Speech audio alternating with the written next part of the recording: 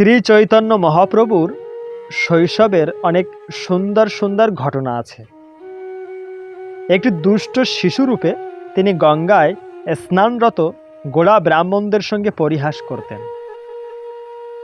ব্রাহ্মণেরা যখন তার পিতার কাছে এসে অভিযোগ করতেন যে নিমাই পাঠশালায় না গিয়ে গঙ্গায় তর্পণ করার সময় তাদের গায়ে জল ছেটাচ্ছেন, তখন মহাপ্রভু হঠাৎ তার পিতার সামনে এমনভাবে আবির্ভূত হতেন যেন তিনি সবেমাত্র পাঠশালা থেকে ফিরলেন।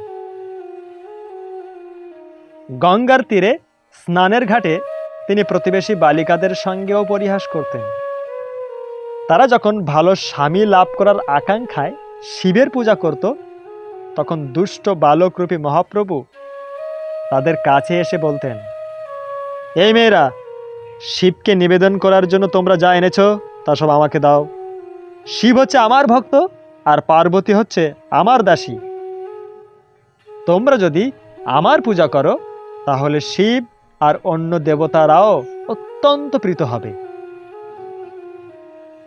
তাদের কেউ কেউ মহাপ্রভুর এই প্রস্তাব মেনে নিতে পারত না, আর মহাপ্রভু তখন তাদের এই বলে অভিশাপ দিতেন যে যদি তারা তাকে নৈবেদ্য না দেয় তাহলে তাদের বুড়ো স্বামী হবে আর চারটে সতীন থাকবে।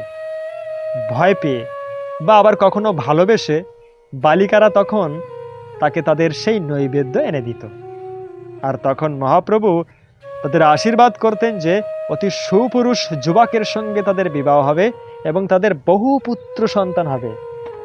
তার এই আশীর্বাদ লাভ করে বালিকারা অত্যন্ত আনন্দিত হতো, কিন্তু কখনো কখনো তারা তাদের মায়ের কাছে এই নিয়ে অভিযোগও করত।